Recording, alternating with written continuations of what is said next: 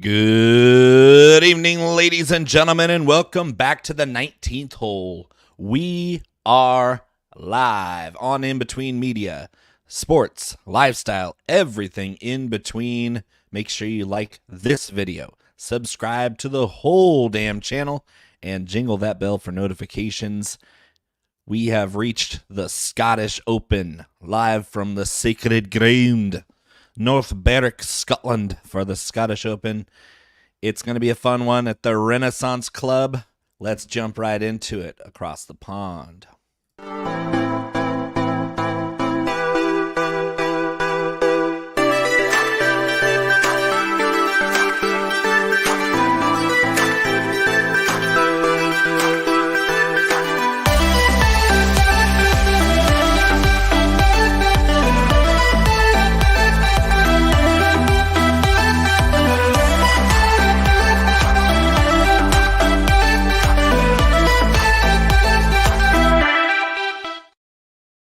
If it's not Scottish, it's crap.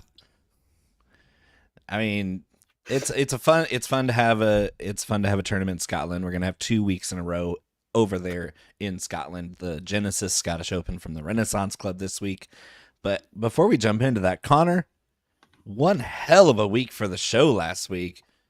Holy mackerel, did we smoke the John Deere Classic? Everyone who watched the show, I guarantee, did something well, because both you and I were in fuego with our picks. We agreed on a lot last week. It came pretty much as true as it could have.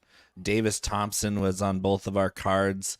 You were even a little bit more enthusiastic about Davis Thompson when we did the show. And so take it away, Connor. Victory lap it up.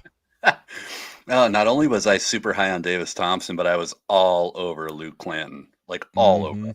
That was my highest from the roster famous guy Clanton clan. So they tell us. Yeah. But no, I had a massively good sweat for most of the day Saturday. I was winning the $15,005 on DK for most of Saturday. We're not going to discuss what happened when our boy Aaron Ryder decided he no longer wanted to play golf effectively. Yeah, he developed an allergy to birdies on Sunday, which effectively knocked my pay grade down quite a ways too. But he cost you thousands of dollars. So shout out to our least favorite Englishman on the show, Aaron Ryder, dead to us for a while. Even though he finished top 10. He got me a little bit of coin there, but DFS absolutely murdered us. Yeah, Aaron Ryder's 100% dead to me, like moving forward. And when you say he cost me some money, he cost me tens of thousands of dollars on Sunday. So thanks a lot, Aaron Ryder. Not good. Hi, Dee.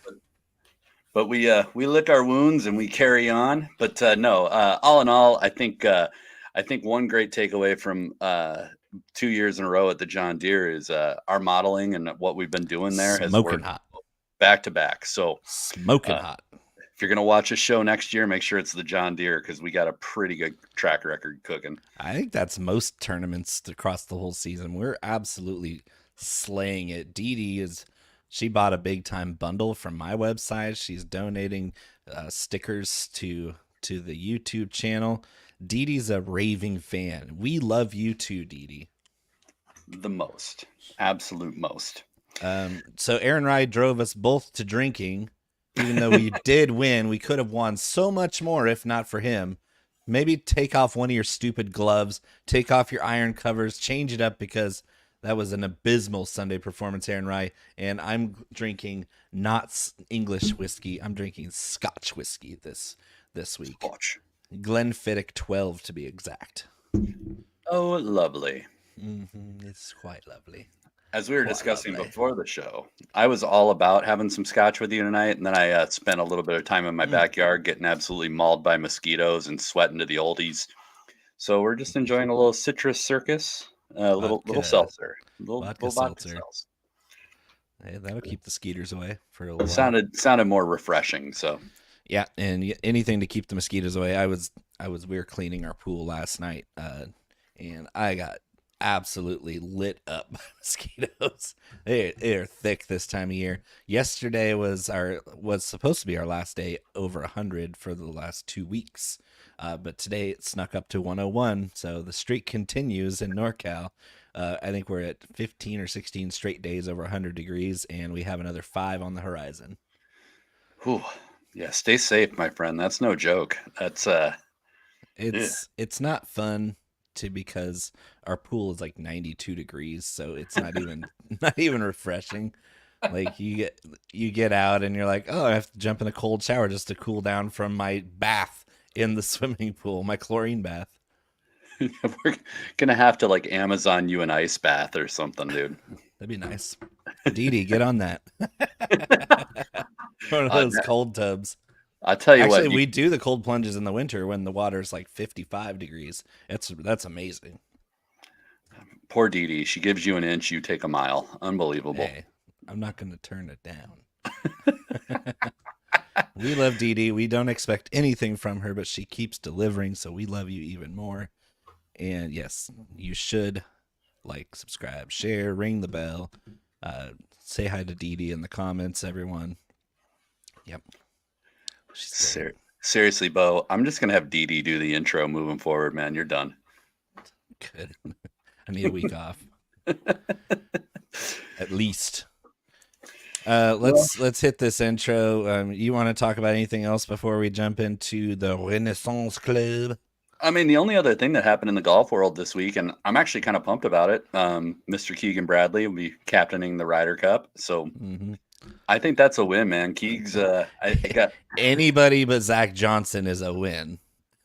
Oh yeah, and especially the way that, like, I think Keegan Bradley got kind of snubbed last time around. He got absolutely fucking just snubbed out of nowhere. Zach Johnson, the worst captain in the history of team sports, not just Ryder Cup, not just President's Cup, not just golf, professional sports, team captainry.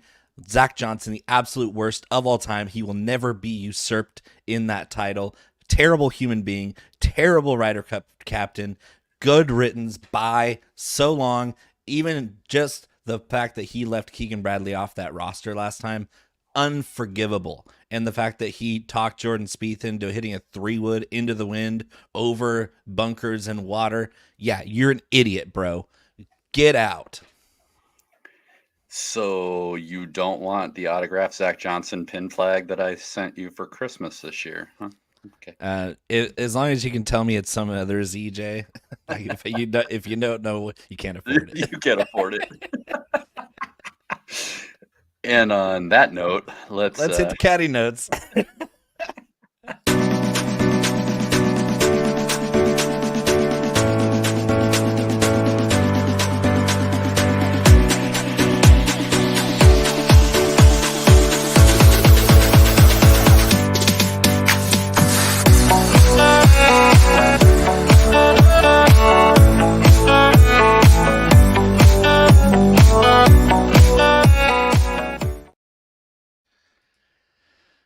Yeah, we are pretty funny. You love our intro, but I guarantee you could do better than I do. So yes, Zay Jones is a ZJ. That's good job. Good job, Steve. I'm proud of you. Better. Zay Jones, very much better than Zach Johnson. I'll give you that. Oddly, you probably could afford a Zay Jones. I probably could, yeah. Even I can afford a Zay Jones autograph. Although they're probably giving away Zach Johnson autographs at this point. Ugh. Yeah. Like, oh, somebody broke into my car and they left me a Zach Johnson autograph. Damn it. So do you think we get Tiger the next time around? I think we got to get Tiger. I hope so. The rumors are pretty strong saying that he was offered this before Keegan was, but he wasn't interested. So that's fine. Let Tiger do what he wants. He's a legend. He can do whatever he wants. Damn right. I think Keegan's a fine pick.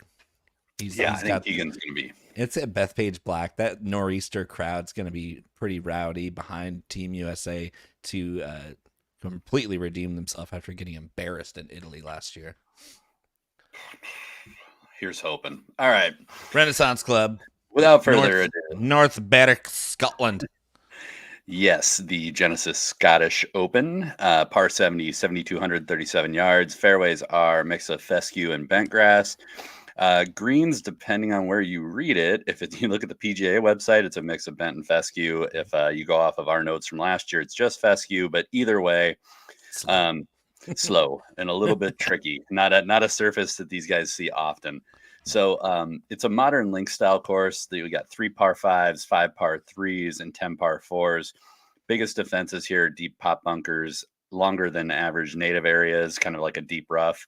It is a coastal course. Wind and weather will fluctuate like crazy. Greens are super large compared to tour standard, but that fescue bent surface is a little bit of a different beast. Should be significantly different from anything that these guys see all year. Definitely need players that know how to play on harder surfaces, know how to like kind of run out drives, bump and run up approach shots. Creativity. Yeah, and that is my next line, actually. Creativity around the green, getting up and down is an absolute must this week. So it's like we've done this before. I think we may have had very similar notes last year, but at the time of recording, weather actually is going to be super tame. There's going to be some moisture, but not a ton. Wind should be sustained around 10 to 15 miles pretty much the whole tournament. The weather does turn on a dime here, though, so anything can happen. But if it stays as forecasted, we should have a birdie fest on our hands. It's a pretty gettable course, probably 22 under, cut around 3 or 4 under. Yep. And what does that weather report mean on Tuesday? Not much. Yeah, especially with like the coastal course. I mean, it's on the North Sea. That should tell you that your weather report on Tuesday, even Wednesday, even Thursday morning, it's probably junk. You don't know shit. Nobody knows shit. Like there's no higher unemployment rate in the world than a Scottish meteorologist. Sorry. It's they have no job security. There's no way to predict the weather there, especially on the northeast coast of Scotland where it can change in minutes. You can go from completely gorgeous, sunny and no wind to a complete summer squall where the weather will literally drop 40 degrees in temperature. That's how crazy this can change. And it might go back to sunny and clear skies a few minutes later. I usually for this tournament, I think I remember saying, build your model on neutral weather, but fine tune your model to the worst case scenario. So I start with a broad brush and then I narrow it down based on, well, if the weather does go to shit, who's going to rise? That's usually my strategy. Yeah. And I think within that, like, the best guys to target are guys that are more creative and are able to shape shots differently, specifically guys that can hit like low penetrating shots. And not only if the weather gets bad, but if the weather stays like pretty chill the way it's supposed to, a lot of these runouts that you can get on your drive and on your approach shot, you want guys that know how to hit and roll. So I don't think it's a bad strategy to go with lower ball flight hitters, or at least guys that have the ability to hit pretty much any shot in the bag. So that being said, I looked at good drives gained, which is basically a mix of distance and accuracy, shots gained approach like we always do, shots gained around the green, which is one of the more highly correlated stats here. Did look at 3 putt avoidance, birdie or better rate, bogey avoidance, and then I looked at par 5 and par 3 scoring metrics just because we have a few more of each of those than is typical. And the par 4s are kind of a mixed bag. There's 10 of them, but it kind of is hard to dial in a specific distance metric you're looking at. So you can definitely do strokes gained par 4, but I wouldn't try and dial it down past that. Yep, I am with you in most of those. So moving on. Let's bet on some golf. That sounds amazing. That sounds amazing. We crushed it last week. I think we should recap that Davis Thompson, cash it. Michael Thorbjornsen, top 5, top 10, top 20, cash. Luke Clanton, same. Luke Clanton, top 5, top 10, top 20, cash. Aaron Rai, top 10, cash it. Pretty much a banner week for the 19th hole crew, Connor and I. We've been doing this a while. That model is saved. Dialed for the John Deere. Let's do it again at Renaissance Club.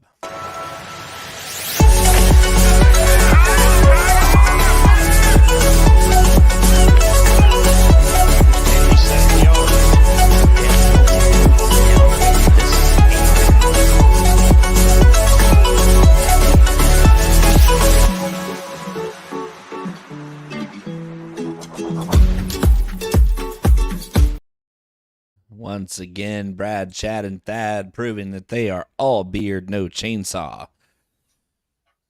And they probably would not fit in very well in Scotland. A little too posh. Or in any golf outing that we would be a party to. No. They wouldn't even be invited at the John Deere Classic. It's too rural.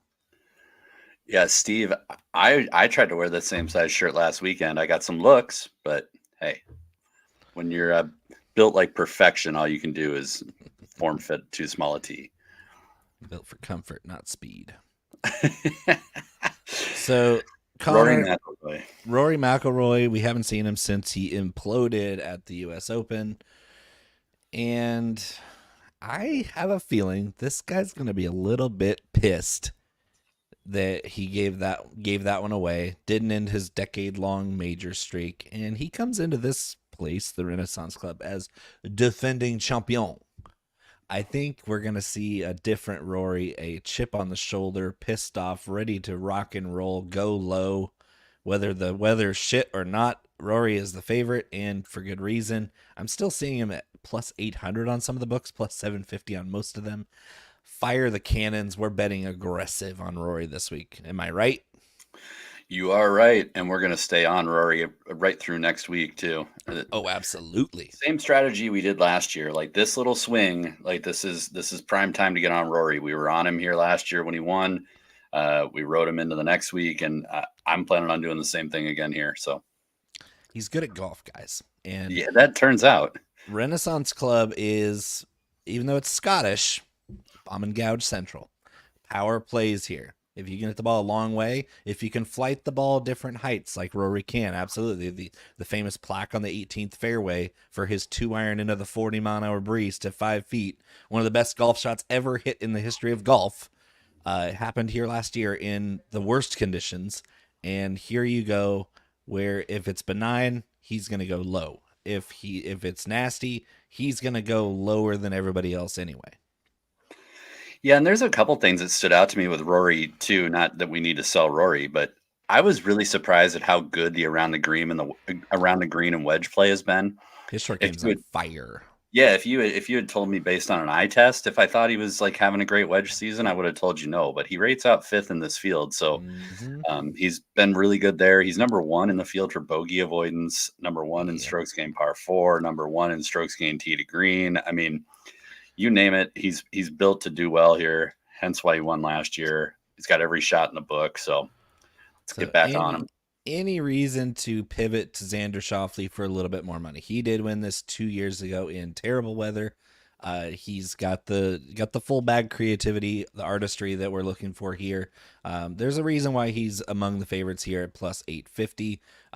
Rory and Xander are 5 and 6 in my model. So, Are you fading Xander? Are you just kind of reading the tea leaves with Xander? What's going on with Xander here? Because kind of a co-favorite situation here.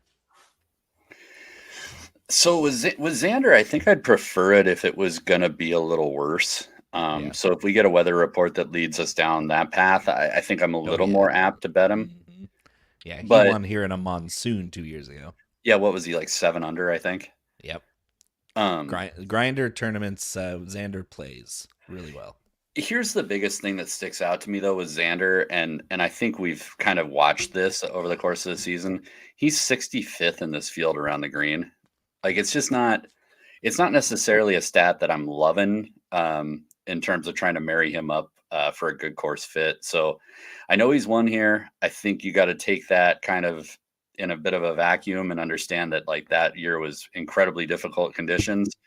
I don't think we're getting that this year. And frankly, I think I just don't see him shooting out with these guys this week. So I have a guy here, number 1 in my model, despite being worse than both Rory and Xander in around the green game. He's better at everything else. That would be Viktor Hovland, who's unbelievably 22-1 here. I have a feeling if the weather stays mild, it's going to be tough to beat Viktor Hovland with the way he's been playing over his last 24 rounds.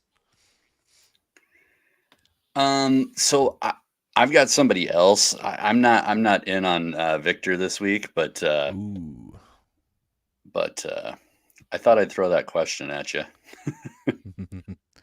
I think you can get aggressive on Rory, but don't be overexposed on any bet, regardless. I think being aggressive means that for me, I'm going to probably put maybe 30 to 40% of my outright betting total on the favorite. I won't go higher than that, even if it's Scotty Scheffler at Memorial, for example, where he's plus 350. You almost have to bet aggressively to make any money on that, even if he wins. So yeah, get aggressive with Rory, but maybe dial back the exposure to the betting slip, because if he wins, great. But if he doesn't win, I think we're going to cover some other golfers that have a really good chance. Yeah, to be honest, there's a guy at 16 and there's a guy at 35 that I like a lot this week. That I would probably be taking some of that money and putting it that way if it's me. I don't think you're on either of these guys, Bo. I could be wrong, but you're on Colin? Yep. I am. I'm all over Colin. Colin around the green game in these conditions and putting are bad. Short game is dead fucking last. Yeah. So is that good? so actually over the last 24, he's sixth in short game, and he's number one in 3-putt avoidance. And the other thing that I was really surprised by is he's actually been gaining like 2.75 strokes putting if you average it out over his last 5 starts. And the iron game is back. He tends to be a little shorter hitter, obviously, but I don't think that figures in as much here. He's going to get. I'm not going to talk you out of Coughlin Morikawa ever. It's never going to happen. I'm just not on him on the betting slip for DFS. We're going to talk a little bit more, but Colin, yes, Colin is a great golfer. Well, and I just like Colin's number. If you compare it to Rory and Xander, like. Obviously, we both love Rory here, but like when you look at Collin Morikawa and Xander Schauffele, like, yeah, Xander's having a better season, but Colin at double the number. I mean, Colin's every bit as good a golfer as Xander is, and frankly, is rating out better than Xander is for me right now. So, pretty close for me. Both good. I'm going to take a guess. So there's 3 guys at 35 to 1, 2 of which I love and one I really like still. I love Fitz and Matsuyama, and I like JT. Which one were you referring to? So I like Matsuyama, I love JT, and I'm out on Fitz. Okay. So we are a little bit flipped there. I'm not going to say any of them are bad plays because JT is 17th in my model. I have Hideki at 7 and Fitz at 4. So, can I just sell you on JT a little bit, because I think people probably have the perception that JT is having kind of a shit year. Not really. He's number 2 in opportunities gained. That's pretty good. Number 5 on approach. Number 5 overall from tee to green. Seems good. Seems real good. And he's coming off of a T5 at the Travelers, which what I thought was wild there is JT had lost an average of 3.5 strokes on the putting green the 5 tournaments prior to that. His putting up until that last tournament was bad. So last time he teed it up the Travelers, he gained 1.6. And he was 2.2 around the green, which was excellent. We know JT can get creative around the green. He's pretty damn good with a wedge in his hand. Yes, he and is. the approach game actually kind of bounced back from what we saw at the US Open substantially. So I really, really, really like where he's trending. And, I think both of us were kind of waiting for that putter to kind of come back in line. His off the tee game's been a little sus. That was back in form at the Travelers. So I don't know. I love where JT's tracking at, and he's been grinding since the Travelers to get ready to come over across the pond. So, all right. Is there an easier fade between Aaron Ryan, Bobby McIntyre? Because I'm fading both of them at 45 to 1, and I actually like a little Wyndham Clark this week. Something about Wyndham Clark just tells me that he's going to turn it around when these kinds of conditions really play to his skill set and style of play. I think I'm in on Wyndham Clark, and I'm going to let Aaron Ryan, Robert McIntyre get some of that, get the love from playing better than crappy the last few weeks, but I just don't see it. Yeah, I think there's a narrative around Bobby Mack, and that's fine. I think he's pretty short. I mean, all things considered. He almost won last year, though. Yeah, he's 124th in my model. That's not good. He didn't rate out great for me either. I think Aaron Rye's season has come to an end. What was Yeah, an he interesting turned into a stat, pumpkin. He can't putt. well, and an interesting stat on Aaron Rye, and I got to give credit to Rick Rungood on this one. I did not know this, but Aaron Rye has like the worst Sunday average of any golfer over the last 5 starts. Woof. So he literally cannot close a window. Well, yeah, he Yeah, shot so 2 under in a day when everybody's shooting 64. yeah, he just can't close, man. He just doesn't have the killer instinct. So I'm going to Or be was done he with Aaron 1 under? Rye. He might have even been 1 under. I can't remember. All he did was make pars on Sunday, and it was infuriating. Yeah, he might be. We'll look at him in DFS, but I think he's actually kind of chalky there too. So I may just be full fade Aaron Rye. Wyndham Thank Clark's God. intriguing.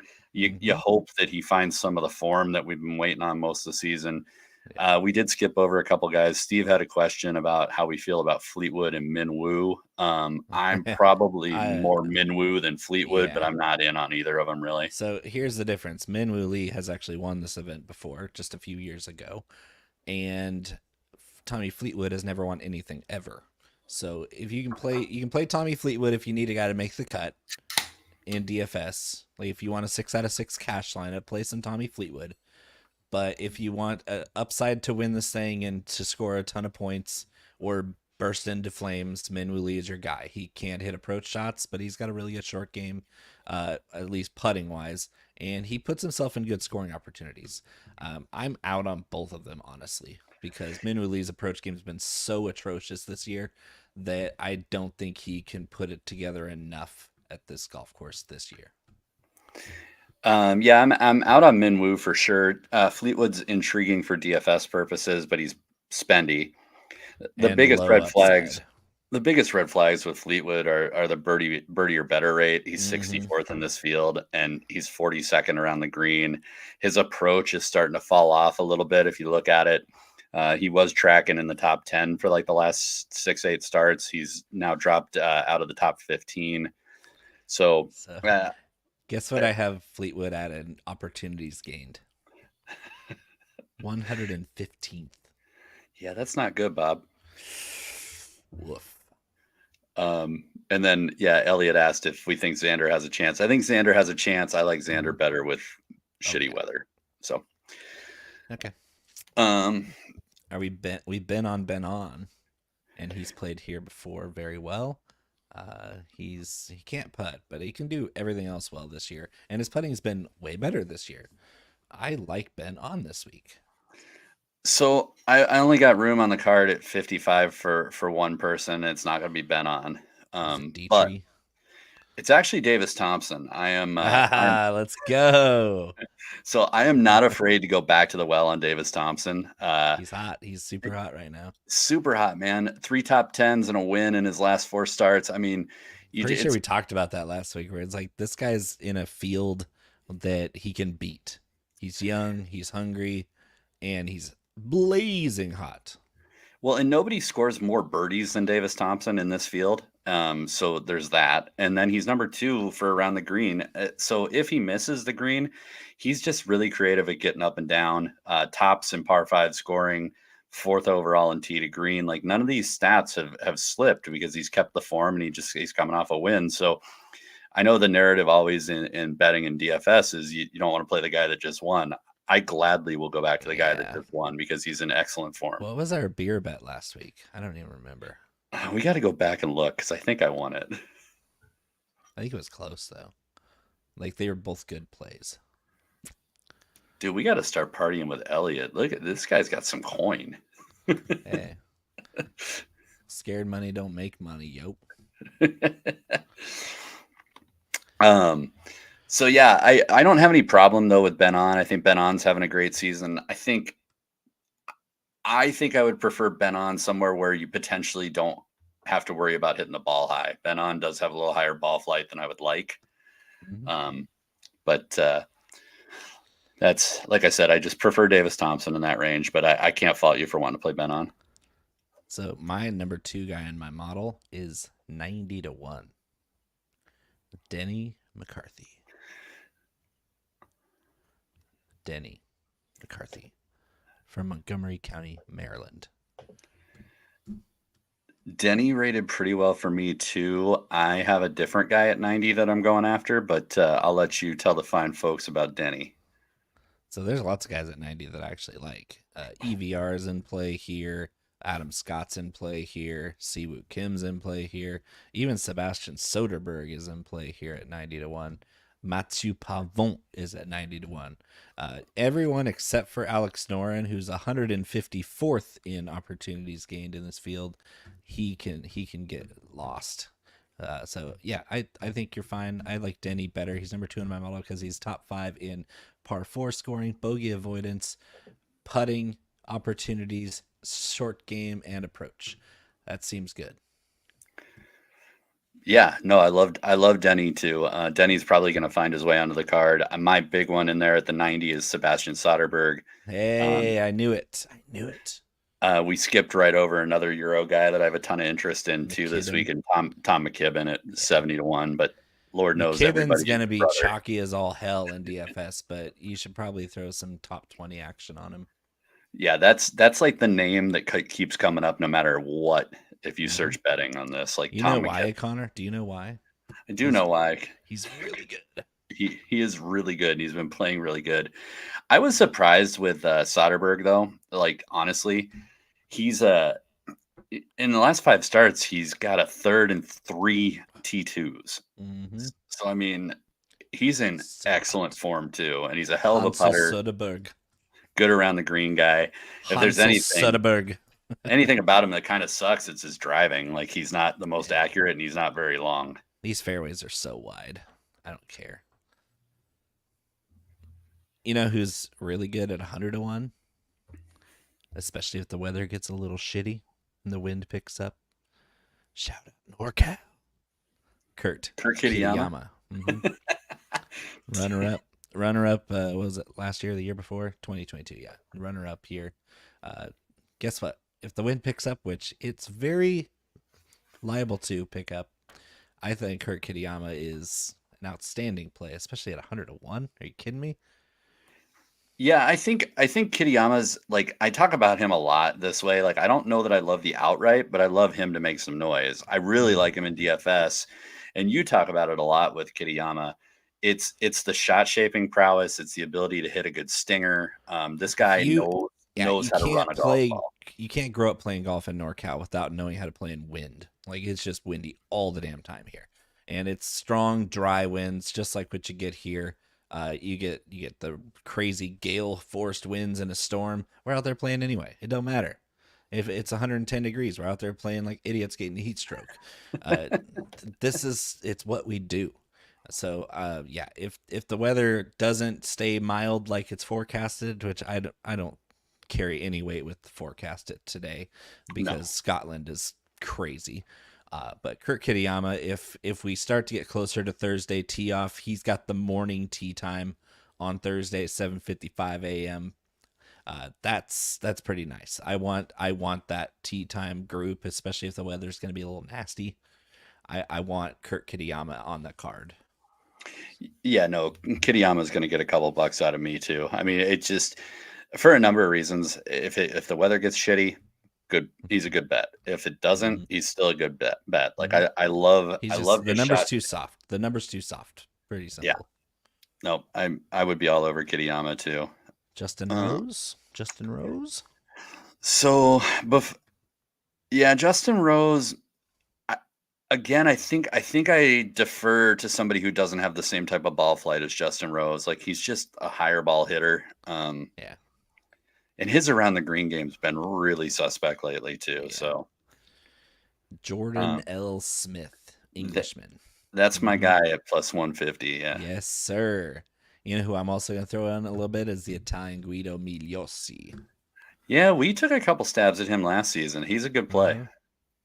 Guido Migliozzi from Italy. And Jordan Smith, English lefty. Lefties always carry a little bit of weight for me, you know. Fellow lefties got to stick together. So I'm all over Jordan Smith at 150 to 1. That's an insult for how well he's played on the DP World Tour. Same with Guido. Guido's playing a solid season.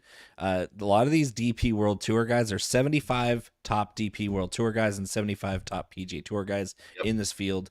and the guys that aren't getting a lot of fanfare because they play across the pond all season, they're getting softer odds. And guess what? They're almost as good, if not the same goodness at golf as the PGA Tour guys in this field. So don't be sleeping on some of these European players that have been playing great golf, like Rasmus Højgaard.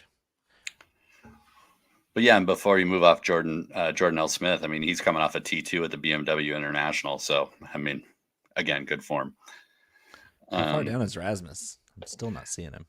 Rasmus and Nikolai were right on top of each other when I looked earlier. Oh, okay, so they're farther up. I just missed them. Nikolai is at 80. Where is Rasmus? Rasmus? Here. I think I like Rasmus better, nonetheless, once you find the odds. Where the hell is he? I'll let you look for. Keep going. Are you going to mention Romain Langasque? I'm not actually, but I do have a couple of deeper shots here that I do like. And they're guys that we've been kind of playing right along. The first one's Andrew Novak at 250 to 1. This is, again, very similar to the way the last 2 weeks have set up for him. And he kind of popped last week. Strong driver of the golf ball. As long as the putter shows up, he's competing and scoring well. So 250 to 1 on Andrew Novak. And then my deepest shot, and this is just kind of becoming a guilty pleasure of mine, is Chandler Phillips at 400 to 1. Excellent approach game, good short game. He's demonstrated that a few times on tour. We've had a couple hiccups. Even par on Sunday though. That was bad. Yeah, that kind of torched some DFS lineups for me. But we talked a lot about his prior finishes going into last week, and he's competing. I think he had three top 13s going into last week. So Chandler Phillips is a pretty good golfer. I think he needs a few more reps with some of the big boys, but at 400 to 1, I've definitely done dumber shit with $5. I don't think I'm seeing Rasmus in this field. I wonder if he pulled out because he was in it this morning. He might have. Oh, there he is. 90 to 1.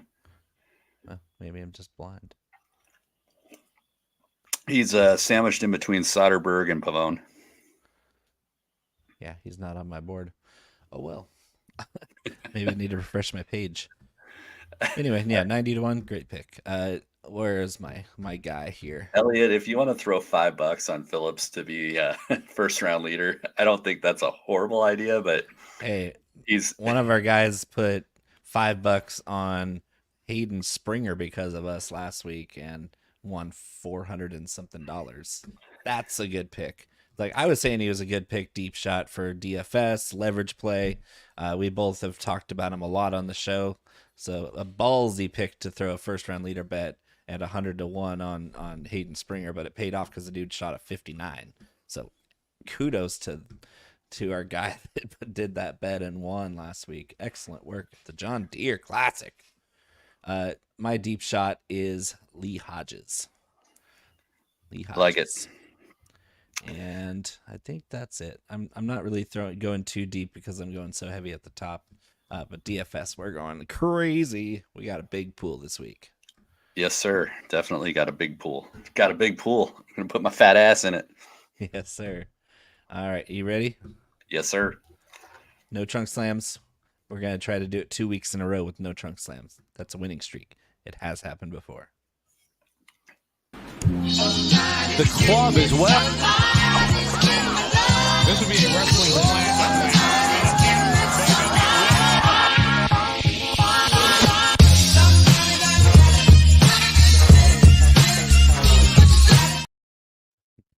It's blue t-shirt tucked into his socks. It's so good. I was still laughing about the 2 in a row. That's called a winning streak. It has happened before. Good shout out to our major league fans. It's too high. Okay. Don't drink Jobu's rum, people. Don't do it. Don't do it. Fuck you, Jobu. I do it myself. Are you telling me Jesus Christ can't hit a curveball? Damn it, Dorn. So what do you think? What do you think here? We got Rory McIlroy from Northern Ireland. Is Rory gonna win this week and pay us a bunch of money? Is he leveraged enough for us to spend up and get exposed in DFS? Yeah, I think so. I think he's a reasonable price, to be honest. Oh yeah. Thank you, Scotty, for not wanting to join this tournament. I will say it's a little concerning that the projected ownership is going to land somewhere in the probably mid-20s. That's not bad. I'll do 30%. Yeah, right now, based on rosters that have been constructed, it's believe it or not, it's Tommy Fleetwood, who's the highest calculated ownership, and then Xander is a close second. He's about a point behind him. So Rory at 11.9, I think, is a great jumping off point. I think he's got all the win equity in the world. The other thing that you got to love about Rory, especially in DFS, is even if he doesn't win, he scores a shitload of points. You know why? Because he makes lots of birdies. That's right. It's Rory, and he's here to hit dingers. We didn't even talk about this guy, but since we're in DFS now, what are we doing with Oberg? Ooh, high ball flight. I don't know. Honestly, he's the least European style player from Europe that I've ever seen. Right? Does that make sense? It does, and I still don't trust him fully around the green. Like, I think that's the part. No, yeah, it's ugly. Like it's ugly. His short game is not good. Yeah, I think I'm going to take a pass on him for the next couple of weeks. We'll get back on him when he gets stateside, but I don't like him over here. If we get a tougher course stateside, like when we get to the FedEx Cup playoffs, he's gonna be in play. But I think we can chill on him while we're in Scotland, because it's any breath of wind and he's gonna miss some greens, and anytime he misses the greens where you have to be creative and good touch around the greens, he's not good. It's a weak spot in his game, and he's young. He's very talented. He's pretty much a machine off the tee, but that really doesn't carry a lot of weight here, honestly. It's like everybody's gonna find the fairways here, and even if they miss the fairways, the fescue rough isn't really gonna penalize you. It's gonna come down to the second and third shots. Yeah, and I do think if you're missing fairways, the critical part is how you get up and down. It's going to be a lot harder to stick these already kind of tricky greens if you're coming in from the rough. So I don't know. Like I said, with Oberg, I don't know. He surprises us everywhere. He's kind of become like course proof, but I'm probably going to take a pass on him at 20-ish%. Yeah, it's too chalky for what we've seen from him lately. He started off the season really good, especially in majors. I kind of love two of the guys we want to bet. Morikawa and Hovland are actually like the leverage plays up here. Yes. So Morikawa is coming in just a smidge higher than Hovland. So Hovland's going to end up falling around 13%. It's looking like Morikawa is going to end up falling around 15 and a half. So those are the two leverage plays up top. You got some kind of outlandish rostership coming in on guys like Tom Kim, who's projected to be around 20%. Yeah, don't do that, guys. Don't do that. And then Fleetwood, like the thing with Fleetwood is I think Fleetwood objectively isn't a bad DFS play if he was about $1,000 less. Like at $9,900, I just don't think he has win equity, and he doesn't score enough. And at 19% owned, it's easy to fade a guy like that, because what is he gonna do? 73 points tops, right? So I think he's just he's a misprice in the bad way. So Rory does not like Tommy Fleetwood. Rosie's like, nope, no Tommy this week. Victor Hovland, 11% at $200 less. Give me all of that. You got Hideki right there, projected around the same as Hovland at 9,400. I like that too. Bang.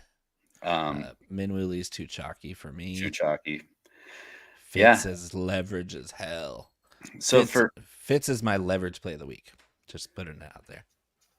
Yeah, I was just about to say my three plays above 9K. I'm going Rory, Colin, and Hideki. I'll probably have a few of those other guys mixed in, but low roster percentage.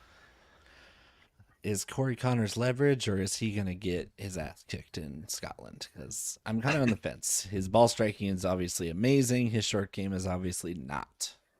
Yeah, his putting has been sneaky better, which isn't saying much. His chipping is not.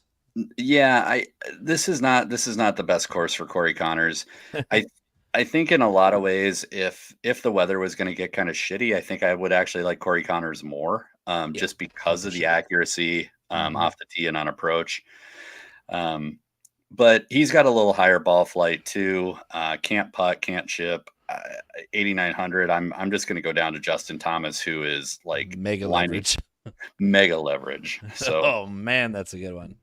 So yeah, JT at 8,800 is where I fall. Oh, 6% projected right now. 6%. Yes. It's kind of crazy. I'm going to burn the chalk on Aaron Ryan, go down to Wyndham Clark for me. I'm going up to Sung Jae in that situation. Ooh. I don't know about Sung Jae. I like the price on Sung Jae. He does score pretty well on DK. 8,500 is a pretty reasonable price. And if I do start rosters with Morikawa, I can go Morikawa, JT, Sung Jae, and feel pretty good about my first three in. Yeah. I got to add Davis Thompson to my pool. Yeah. Love Davis Thompson. He's actually picking up steam. So apparently people are getting less scared of the he can't win again narrative. So well, 12% still not bad. And 7,900 is a perfect price to get some involvement there. Yeah, 100%. Davis Thompson. I think with the question marks around like Sahith and Wyndham Clark and Max Homa, like Davis Thompson just seems the safest in that range at 7,900. As odd as that is with those names I just rattled off. Well, those are guys that couldn't find a fairway if it was dancing naked in front of them. So yeah, but if you had told me 6 months ago that I was going to say Davis Thompson's name and that group of guys' names, I would have told you were nuts. And he's twice as high a projection as those two. So I'll keep riding Davis Thompson. I mean, I'm going to get some chalk on Ben on, but I'm not going to get crazy with it because he's showing at 16%. That's a little high. I'll probably match the field, but I'm not going above that. Do you feel like Seabez and Ben on at their price, if you were going to eat the chalk on one of them, it's maybe just go down and take the savings to Bez? I mean, they're not dissimilar players. No, I really do like both of them, like in general in this tournament, but the chalk is just kind of limit my exposure. They're both in the pool. I also love that Denny is 200 less than Ben on, 100 less than Bez. 6%. Yeah. 6% Denny at 7,400 is a steal. That's stealing. It's stealing. It is. And I don't think there's an easier chalk fade even at value than Thomas Dietrich this week. Sorry, not sorry. This dude's playing the garbage this year. Yeah, I'm 100% on your team. I wrote it up that way too. Like I have zero interest in Thomas Dietrich. He's the chalk bomb to end all chalk bombs. I think it might have been Steve brought up Van Rooyen and Fox. Fox is in the pool. Fox is the bomb and gouge specialist. I think he was talking betting. I didn't bet either of them, but I'm with you, Bo. They're both in my player pool for DFS. A really good price. Fox fits the course really well. Van Rooyen's having a great season. They're low ownership on both of them, sub 10%. So, and they're right there with with my screen here for DFS, but he wasn't on the betting screen. It's funny because Nikolai is at twice the ownership as Rasmus, and I prefer Rasmus. I prefer Rasmus too, but I prefer your boy Kitayama to both of them right below it. Yep. That's correct. Are you going to dabble and believe that Will Zalatoris isn't actually injured? It might be worth it. Nobody has him. He's got lots of upside at 6,900. In a large tournament, heck yeah, let's throw him in. Even if it's just one or two lineups just to feel something. Because Willie Z, if he's not completely gimpy with the back, maybe just pull out. He was playing like shit. Of course he pulled out. Why do you want to walk around a golf course and potentially make the problem worse when you're not playing that well? He was over it. Well, and my thought on this too is like with back injuries specifically, like if he was truly in danger of further agitating that back, He this wouldn't is have a played at kid all. with a back surgery under his belt already. Like they're Mhm. not. Nobody's going to sign off on him teeing it up if he's actually at risk. So I'm Correct. working under the assumption he's good to go. Mhm. And the upside at 6,900, there's probably nobody in this pricing that has higher upside price to finishing position ratio. Oh, easily. It's that's an understatement. Any deep shots that we haven't covered already? No, I got the same guys from the betting segment down here. I'm looking at Soderberg, Novak, uh, Connor Simi, maybe. He's somebody that has popped for us in the past. He's very, very hit and miss. Matt Southgate, 5,600. Antoine Rosner at 5,600. Like, but the reality is, Marcel CM. I know we've played him before. Victor Perez, 6,300. But the reality is I don't think that I'm going to find myself down here very often, even if I start with Rory. Like he's priced in such a way that I can finish in the sevens. So Yeah. I like these guys are all. Tristan Lawrence at 5,800 is a name. Oh, the Barn Rats playing 5,200 from Thailand. Kiradek Appy Barn Rat. He's as streaky as they get. That is a name that I don't think we've said in like 2 years. No, for good reason. He's not even playing well on the DP World Tour lately. Vincent Norman, we've said his name before on the show, from somewhere in Scandinavia. I think it's Norway. Vincent Norman, I'm going to have in the pool. Bomb and Gouge Specialist. We love those here. Who else is down here? That's about it. Yeah, I think down here, like if you're playing 50 plus lineups, that's maybe when you start messing around down here, because you don't want to have more than one lineup with any of these guys. These guys are super volatile. Yeah, that's another understatement on your part. Yeah, needless to say, this tournament's not going to get a ton of money exposure from me in the DFS markets, but I'm going to have a lot of lineups with a lot of different guys just to feel out my models, because when it comes to DFS, I don't feel incredibly confident that we have it pegged for DFS scoring, because there's so many variables that change with the weather, quite literally. So betting wise, I think we can throw around a little bit more weight, but DFS, it's kind of a crapshoot type of tournament. So I'm just going to be playing a little closer to the vest, looking for leverage spots on guys that I want to bet too. But yeah, some of these names that we're throwing out there could very well surprise people, and we're kind of the only people mentioning some of them at all. Yeah, I think I'll have a broader pool than normal this week, but at the end of the day, like the lineups that I care about, the ones that I'm going for big money with, are going to be very balanced, and I'm going to use household names in them. The reality is that these guys are consistent players. This course, the narrative of it being a link style course, being over across the pond, all that happy stuff, like that's great. But this is an incredibly gettable course if the weather holds. Yeah. Anybody can do it. If the weather's down, it could be anybody. Yeah, so I'm gonna play the guys I know and hope it pans out. All right, who's winning this thing? Is it Sir Rory McIlroy? It is Rory McIlroy, but I'll tell you, just to keep it interesting, I'm gonna say Colin Morikawa. Woo! I'm gonna go. I think around 22, 23. I'm gonna go Victor Hovland at 19 under par, and first round leader I think is gonna be Hideki Matsuyama. I'm gonna go Davis Thompson, first round leader. Whoo, baby! Oh, baby! And to be very, very clear, anybody who's stayed this long, Bo and I both legitimately are on Rory to win as well. But we're just giving you an alternative if you want deeper odds. Because, Rory is very short, both in stature and in odds. Did we bring out the hat for Tim? Surprisingly, the hat didn't do bad at all last week. Yeah. Are we surprised at this point that the hat didn't do well? Or didn't do terrible. Number 9. Love potion number 9.